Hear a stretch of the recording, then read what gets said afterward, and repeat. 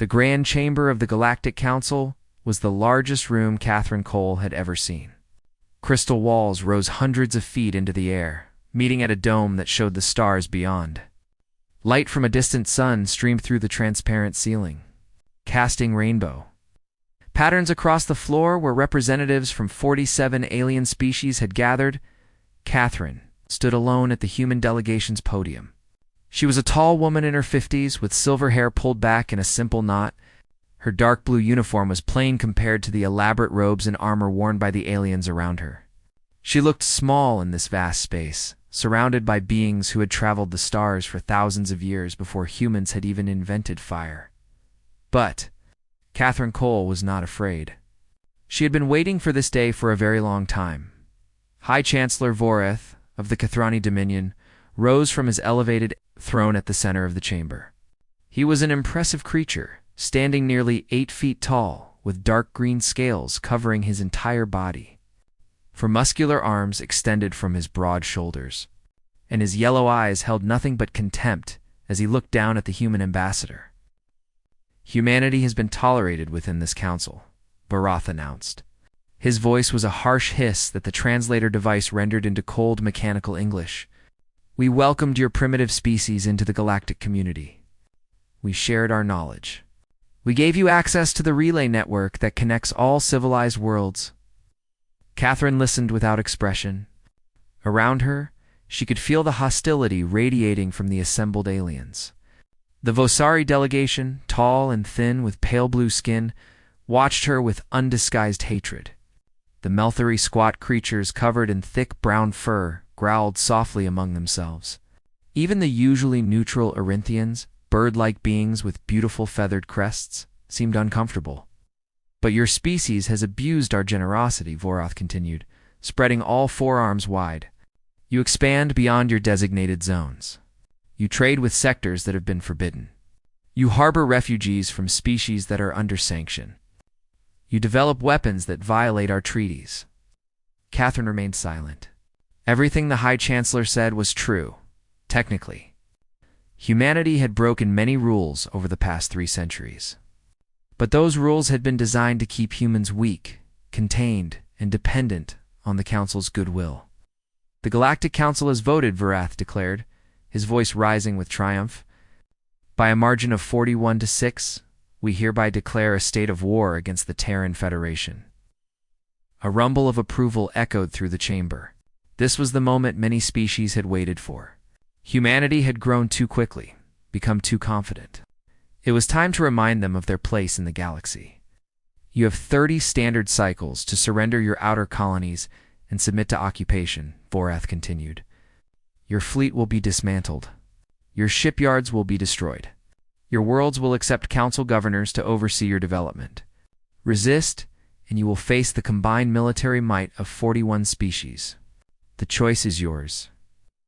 Vorath sat back on his throne, clearly expecting tears, pleas for mercy, or perhaps angry defiance from the human ambassador.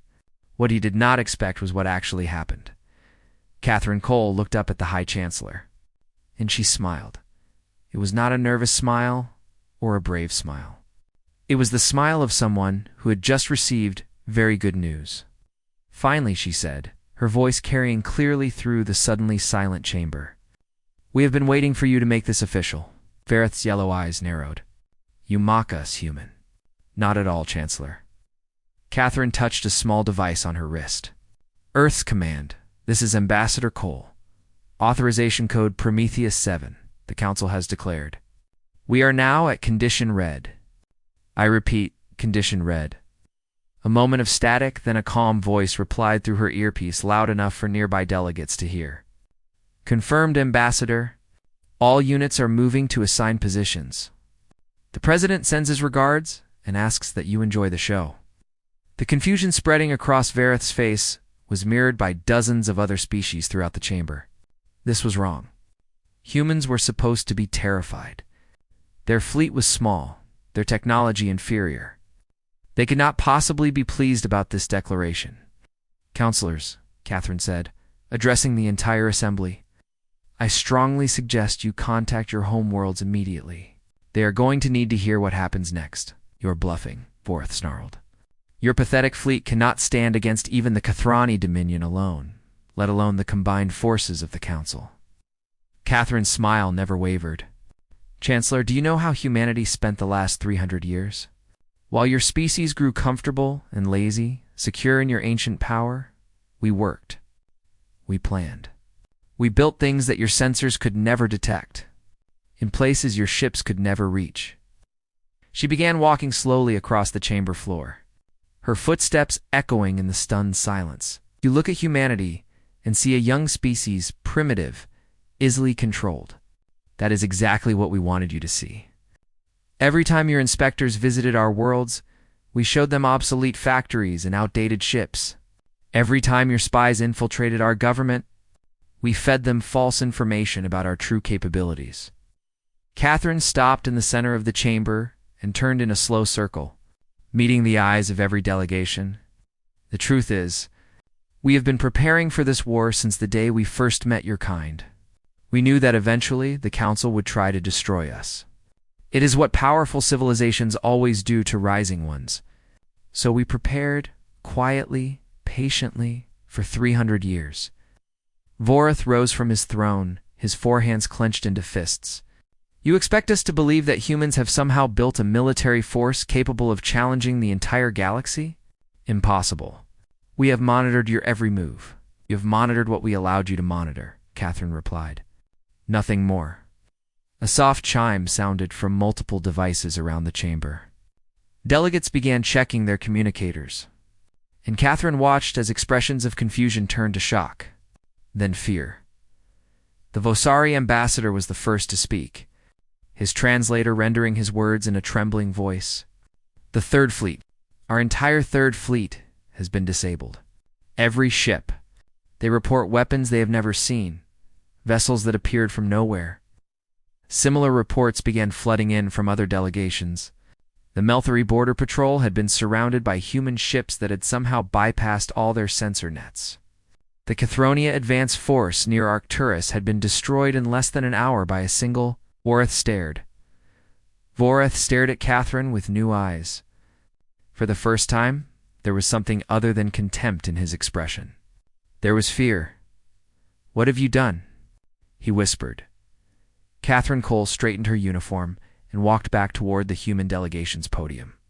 "We have done what humanity has always done, Chancellor. We have survived. We have adapted. We have overcome." She paused at the door of the chamber and looked back one final time. "You wanted a war with Earth. Congratulations, you have one. I suggest you spend the next 30 cycles not preparing to occupy our worlds, but figuring out how to defend your own." And with that, Ambassador Catherine Cole walked out of the Galactic Council chamber. Leaving chaos in her wake, the war had begun, and humanity was ready deep beneath the frozen surface of Europa. One of the moons of Jupiter, Admiral Daniel Hayes, stood in a command center that officially did not exist. The room was carved from solid ice and reinforced with metals that no Council scientist had ever analyzed. Screens covered every wall, showing real-time data from thousands of sources across the galaxy.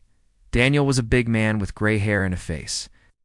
Weathered by decades of stress and responsibility, he had spent his entire adult life preparing for this moment, training officers, designing battle strategies, and keeping the greatest secret in human history.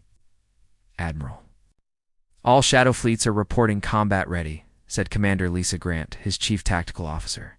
She was young, barely 40, but her eyes held the same determination that burned in every human officer.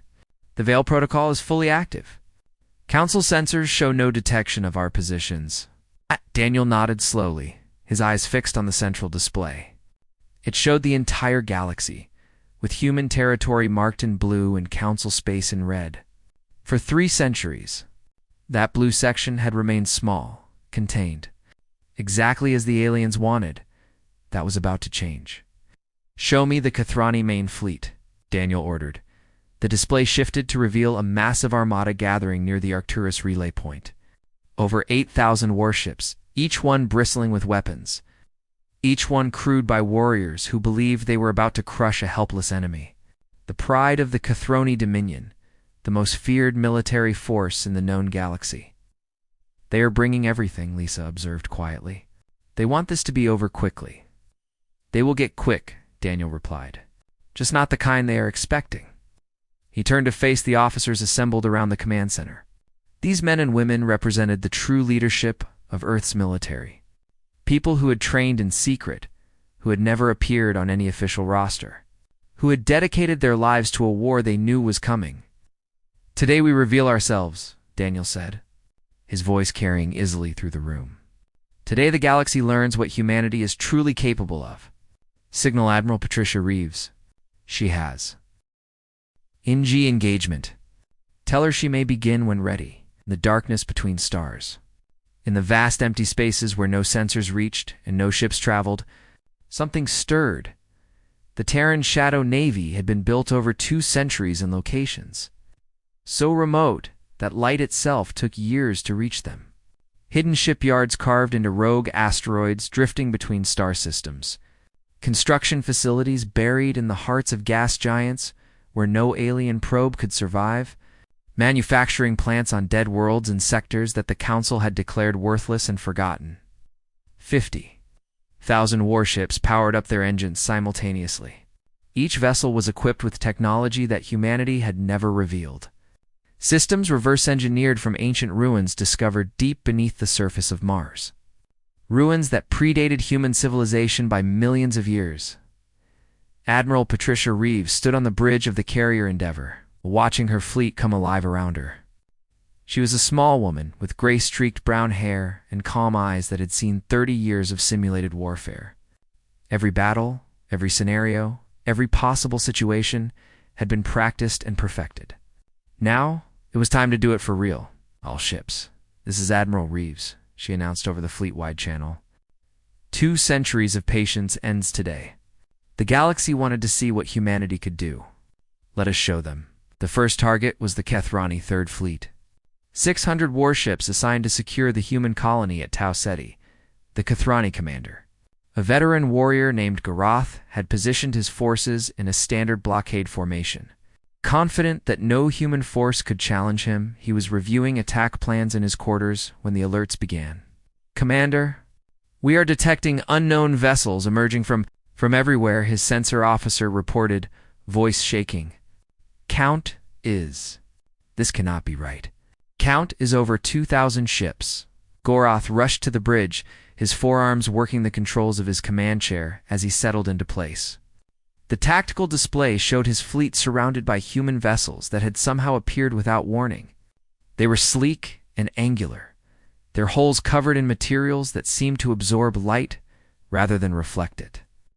All ships, raise shields, and prepare to engage, Goroth ordered. They may have surprised us, but our technology is superior. We will destroy them. The Kethrani fleet opened fire.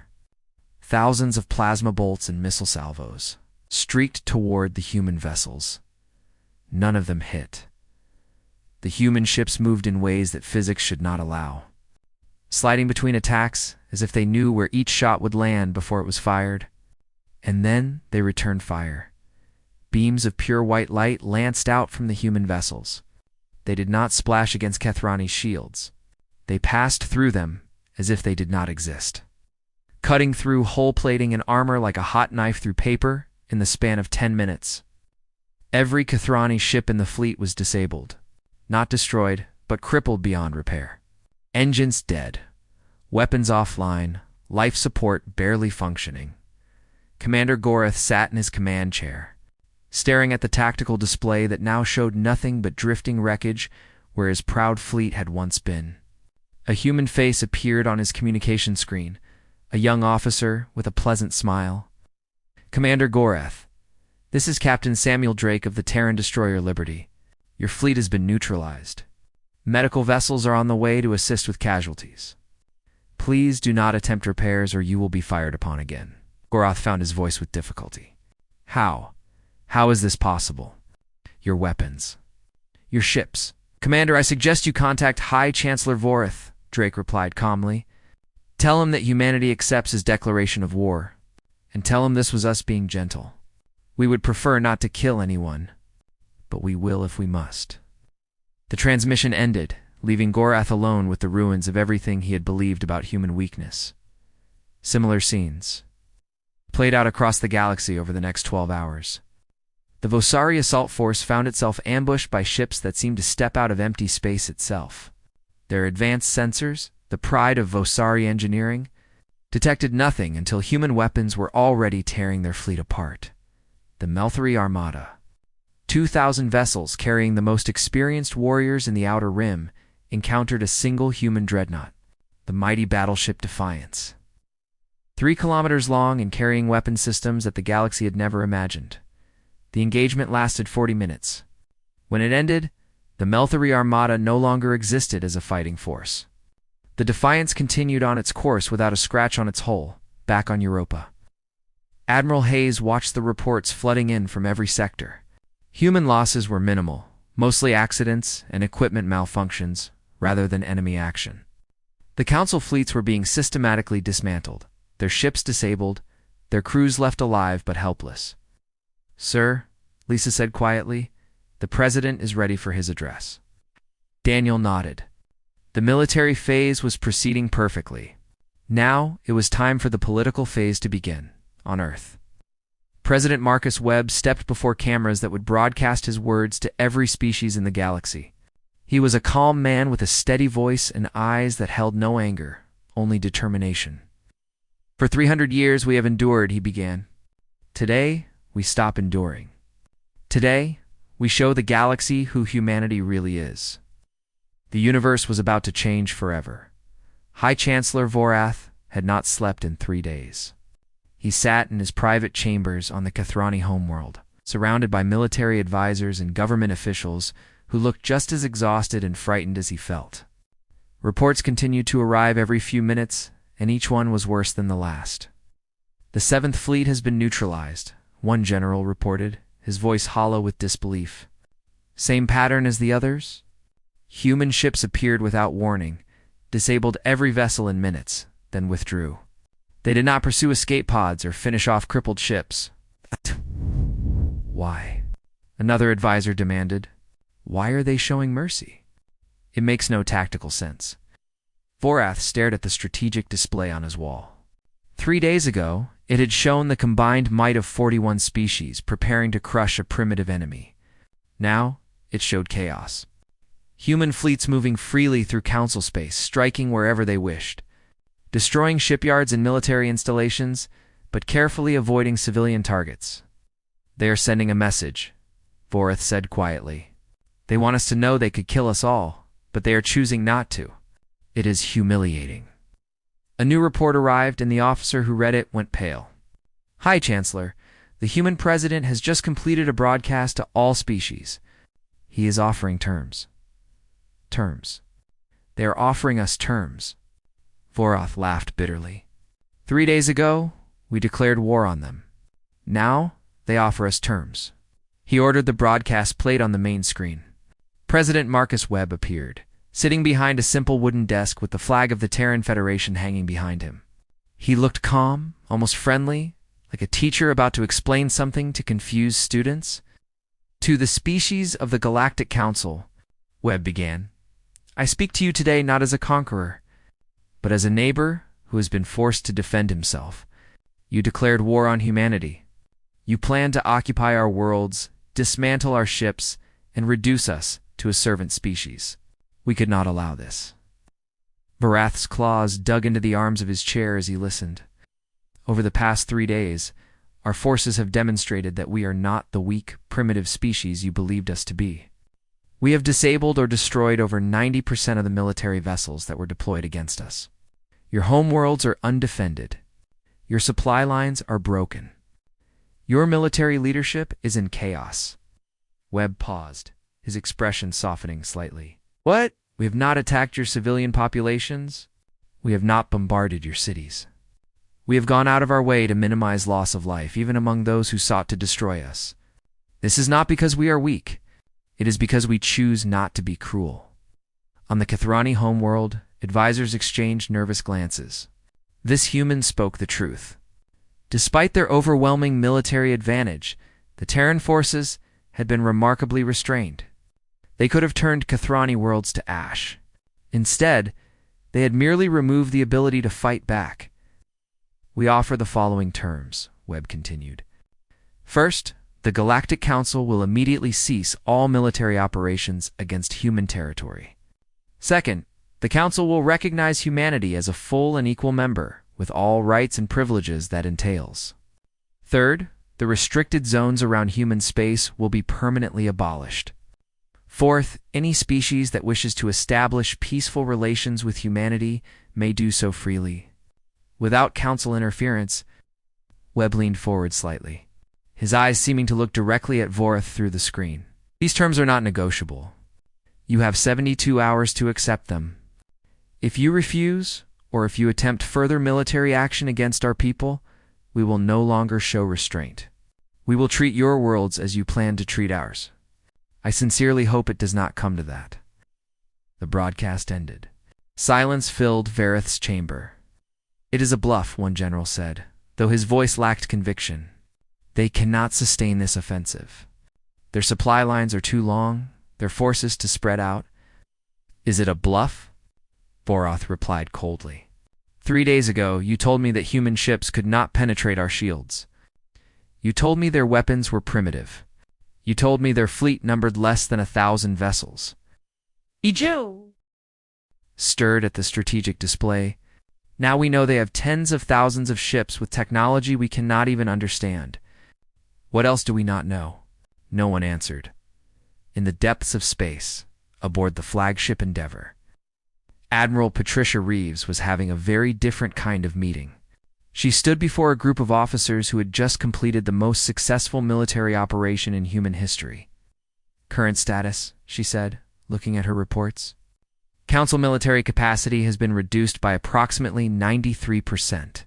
Casualties among enemy forces are estimated at under 5,000, mostly from accidents and secondary explosions rather than direct fire. Human casualties stand at 217 all causes." Captain Samuel Drake, who had led the first engagement against the Kathrani Third Fleet, spoke up. "Admiral, some of my officers are asking why we are being so careful. We could have ended this in the first day if we had used full force." "We could have," Patricia agreed. "And we would have killed billions of beings who were just following the orders of their governments. We would have turned humanity into the monster the Council already believed us to be." She shook her head. "That is not who we are. We fight to defend ourselves, not to dominate others." "The Council would not have shown us the same mercy," another officer pointed out. "No, they would not have. And that is exactly why we must be better than them. When this war ends, and it will end soon, we need to live alongside these species. We need to trade with them, cooperate with them, build a future with them. That becomes much harder if we have slaughtered their children and burned their cities." Patricia turned to face the main viewport, where stars stretched endlessly in all directions. Humanity spent 300 years being treated as inferior. "We could use this moment to take revenge, to make them suffer as they made us suffer. But revenge is not strength. Revenge is weakness, dressed up in anger." She looked back at her officers. "True strength is having the power to destroy your enemies and choosing not to. True strength is offering peace to those who wanted war. That is what we will show the galaxy. That is how we will prove that humanity deserves its place among the stars." The officers nodded, understanding spreading across their faces. Back on Earth, President Webb met with his cabinet in the Situation Room beneath the Capitol. The mood was cautiously optimistic, but everyone knew the next 72 hours would determine everything. "You think they will accept?" his defense minister asked. "Some will," Webb replied. "The Arinthians have already sent private messages expressing interest in peace. The Valari are preparing a formal statement of support. But the Kathrani," shook his head. "Vorath built his entire career on the belief that humanity was inferior. Accepting our terms means admitting he was wrong about everything. That is a very hard thing for a proud being to do.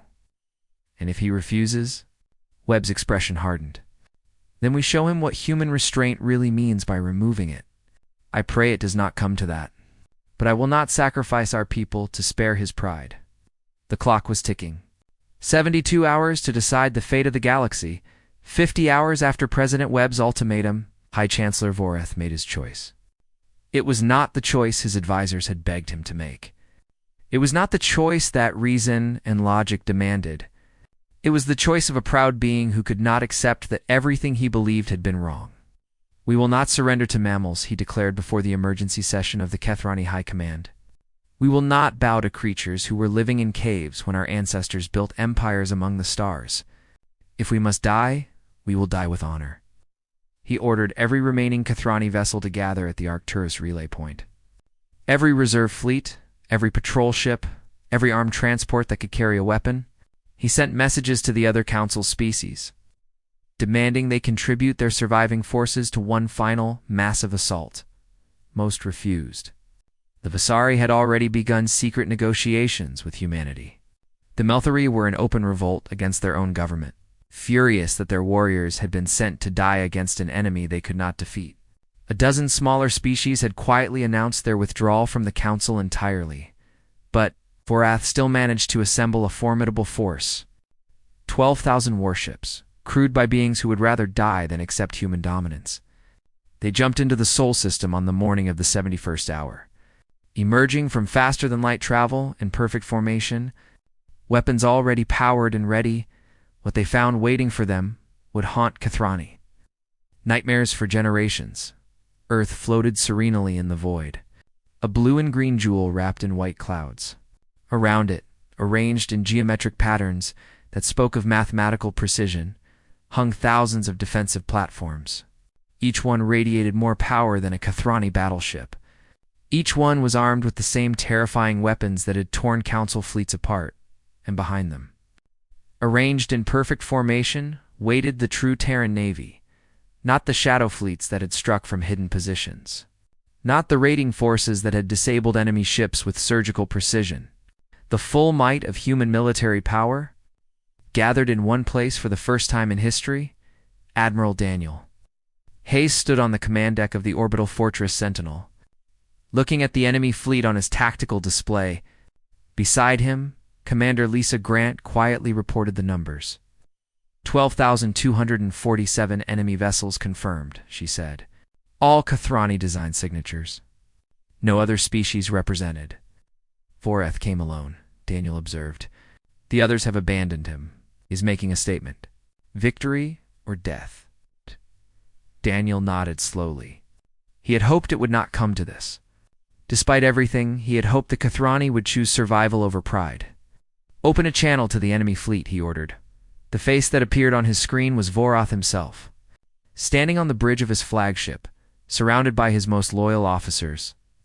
The High Chancellor's scales had taken on a grayish tint, a sign of extreme stress in his species, but his yellow eyes burned with defiance. Admiral Hayes, Vorath said, I have come to finish what the Council began. Chancellor, I urge you to reconsider. Your fleet is outmatched in both numbers and technology. If you engage, your people will die. All of them. There is no victory waiting for you here. Perhaps not. But there is honor. Something humans cannot understand. Daniel felt a flash of anger, but controlled it. Chancellor, I have spent 40 years of my life hoping that this war would never happen. I did not want to kill your people. I did not want to destroy your ships. Everything we have done has been designed to minimize casualties, to give you the chance to walk away. We do not walk away, Vorath replied. We are Kethrani. We fight until we win or until we die. Then you have chosen death. And not just for yourself, but for the thousands of beings serving under your command. Beings who trusted you to lead them wisely. For a moment, something flickered in Vorath's eyes. Doubt, perhaps. Or regret. But it passed quickly, replaced by cold determination. Enough talk. Let history record that the Kethrani Dominion did not surrender. He cut the transmission. Daniel turned to Lisa. All units to battle stations. Weapons free. But he paused, wrestling with what he was about to order. Try to disable rather than destroy. Every ship that can be crippled instead of killed represents lives saved. Yes, sir. Though at these numbers, many will die regardless. I know. God help us all. Captain Samuel Drake stood on the bridge of the Liberty, watching the Kathrani fleet begin its advance. Around him, his crew moved with the calm efficiency of professionals who had trained for this moment their entire careers. All weapons charged and ready, his first officer, Lieutenant Maria Santos, reported. Shield generators at maximum. Engines standing by. Good. Samuel looked at the enemy ships on his display. Thousands of vessels crewed by living beings who were about to die because their leader was too proud to admit defeat. Remember, we are not here to prove we are stronger. The last 3 days already proved that. We are here to end this as quickly and cleanly as possible. The Kathrani fleet opened fire first. Thousands of missiles and plasma bolts streaked across the void toward the human defensive line. The orbital platforms responded, and beams of white light intercepted the incoming fire, detonating warheads and dispersing plasma clouds.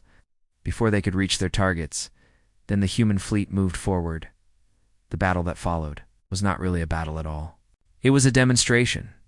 Human ships danced between enemy formations, their weapons cutting through shields and armor with terrifying ease. Kathrani vessels exploded or went dark, their systems overloaded by weapons they could not counter.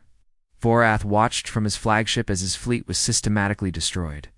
Ship after ship vanished from his tactical display. Brave captains who had served him for decades died in seconds, their final transmissions cut short by human weapons. "High Chancellor, we must withdraw," one of his officers pleaded. "We can jump to hyperspace, regroup, find another way." "There is no other way," Vorath replied quietly. He watched as a human dreadnought, the massive Defiance, carved through an entire wing of his fleet without slowing down. There was never another way. I was just too blind to see it. The flagship shuddered as enemy fire began striking its shields. Warning alarms screamed throughout the bridge as systems began failing. "Sir, our shields are down to 30%. Engine room reports critical damage. We cannot fight, and we cannot run." Vorath sat down heavily in his command chair. Around him, the bridge was filled with smoke and the cries of wounded officers. The tactical display showed less than 2,000 of his ships still functional, and that number was dropping rapidly. "Open a channel to the human commander," he said finally. The words tasted like ashes in his mouth. Admiral Hayes's face appeared on the screen. The human looked tired, but not triumphant. There was no joy in his eyes, only sadness. "Chancellor Vorath, are you ready to discuss terms?" "I am ready to end this," Vorath replied. "My fleet will stand down. My people will accept your conditions. Order your ships to power down their weapons and hold position. Medical vessels will be dispatched to assist with casualties. No further harm will come to your people." Vorath nodded and gave the order. Across the battlefield, Kathrani ships began going silent, their weapons falling dark, their engines powering down. The battle was over. In less than an hour, the most powerful war fleet the Kathrani Dominion had ever assembled had been reduced to drifting. Wreckage, and somewhere on Earth. Ambassador Catherine Cole smiled as she received the news. "Phase 1 complete," she said to the officers around her. "Now the real work begins." 3 months after the Battle of Sol, the galaxy had changed in ways that no one could have predicted. The old Galactic Council was dissolved, its headquarters on Station Nexus Prime abandoned by the species that had once dominated its chambers. In its place, a new organization was forming, built on principles that had never existed in galactic politics: equality, cooperation, and mutual respect. The treaty negotiations had taken weeks. Representatives from over 60 species gathered in a massive station orbiting Earth, a structure that human engineers had constructed in record time as a symbol of the new era. The station was named Unity, and it was unlike anything the galaxy had ever seen. Ambassador Catherine Cole walked through the corridors of Unity Station, nodding politely to delegates from a dozen different species. 3 months ago, many of these beings had wanted humanity destroyed. Now they treated her with a respect that bordered on fear. She did not enjoy their fear. That was not what humanity had fought for. The main conference chamber was filled when she arrived. Thousands of seats arranged in a great circle, with delegations from every species that had accepted the new order. At the center stood a podium where the treaty would be signed, and behind it hung the flags of every member world. President Marcus Webb was already there. Speaking quietly with Admiral Daniel Hayes and Admiral Patricia Reeves, they looked up as Catherine approached. "The Kathrani delegation has arrived," she reported. "Former High Chancellor Vorith is with them." Webb nodded slowly. How does he seem? Broken, but also, perhaps relieved? It is difficult to say. His species does not express emotion the way we do.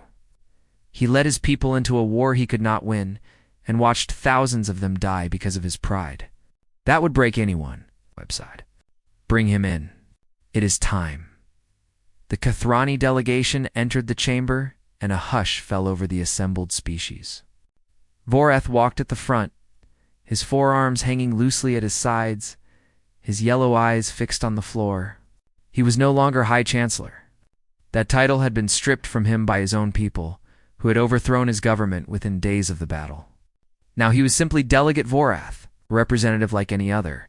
He approached the central podium and stopped before President Webb. For a long moment, the two beings simply looked at each other. The human who had shattered Kathrani pride, and the alien who had tried to destroy humanity. "Delegate Voreth," Webb said formally. "The Terran Federation welcomes the Kathrani Dominion to the Unity Council. We hope this marks the beginning of a new relationship between our peoples." Vorath's voice was quiet when he replied, "President Webb, my people have authorized me to sign the Treaty of Unity on their behalf. We accept all terms. We acknowledge humanity as our equals. He paused, struggling with words that went against everything he had ever believed. "We apologize for the war we declared. It was unjust. It was based on lies we told ourselves about your species." Webb extended his hand in the human gesture of friendship. Voreth looked at it for a moment, then reached out with one of his own hands and clasped it.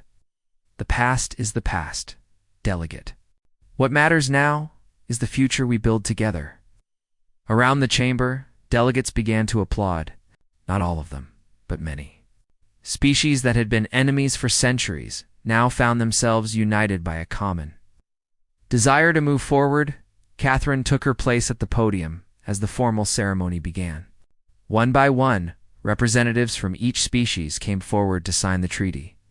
The Valari signed eagerly, their feathered crests bright with excitement. The Arinthians added their elegant script with obvious relief. Even the Meltheri, who had lost so much in the brief war, pressed their paw prints to the document with something like hope in their small eyes. When the last signature was added, Catherine addressed the assembly. "Some of you are wondering how this happened," she began, her voice carrying clearly through the silent chamber. "How a species that has only traveled the stars for 4 centuries could humble empires that have existed now for thousands of years. How humanity, which you dismissed as primitive and weak, could defeat the combined military might of the galaxy." She walked slowly across the floor, meeting the eyes of delegates from dozens of worlds. "The answer is not our weapons or our ships, though those certainly played their part. The answer is simpler than that. We never forgot what it meant to struggle." She stopped in the center of the chamber, looking up at the assembled species. "While your civilizations grew comfortable and secure, we remembered what it was to be small, to be afraid, to fight for every scrap of progress. We built our strength not in spite of our challenges, but because of them. Every obstacle you placed in our path only made us stronger. Every restriction only made us more determined." Vorath listened with his head bowed. He had underestimated humanity in every possible way. They had seemed so eager to please, so willing to accept their inferior position. He had never imagined it was all a mask. "But strength alone is not enough to build a civilization that lasts," Catherine continued. "Strength without wisdom becomes tyranny. Power without mercy becomes cruelty. That is why we chose to show restraint in our victory. That is why we offered peace instead of demanding surrender." She returned to the human delegations area, where Admiral Hayes and Admiral Reeves stood watching with quiet pride. "We do not want to rule the galaxy. We never did. We want to be part of it, as equals, contributing our strengths while learning from yours. We want to explore the stars together, to solve problems together, to build something greater than any single species could achieve alone." Catherine turned back to face the assembly. One final time, Galactic Council believed that the only way to deal with a rising species was to crush it.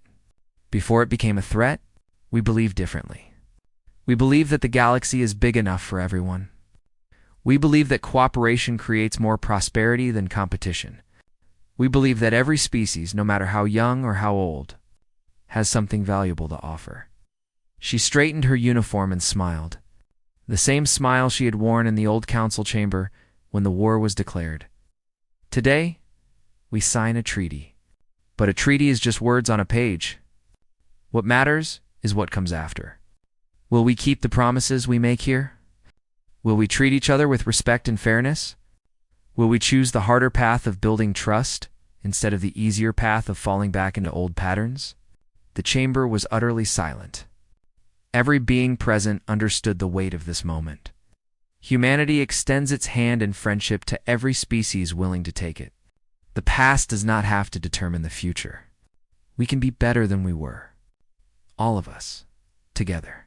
Catherine stepped back from the podium. President Webb moved forward to add his own signature to the treaty. And when his pen left the paper, a new era officially began. Outside the station, visible through the great windows of the conference chamber, Earth hung in the void, beautiful and blue, and finally free. Human ships patrolled alongside vessels from a dozen other species. No longer enemies, but partners in a galaxy that was learning to be different. Admiral Daniel Hayes stood at one of those windows. Watching the stars he had spent his life protecting, do you think it will last? Lisa Grant asked quietly, standing beside him. Maybe, maybe not. History is full of treaties that were broken and promises that were forgotten. He turned to look at her, and for the first time in years, there was genuine hope in his eyes. But we have to try. That is what humanity does. We keep trying no matter how many times we fail. We keep reaching for something better. The Unity station turned slowly in its orbit, carrying the hopes of 100 worlds into an uncertain future. Behind them lay 3 centuries of oppression and a war that had changed everything. Ahead lay possibilities that no one could predict. But for the first time in galactic history, those possibilities would be shaped by all species equally, including the small, stubborn, possibly determined mammals from the 3rd planet of an unremarkable yellow star. Humanity had taken its place among the stars, and the galaxy would never be the same.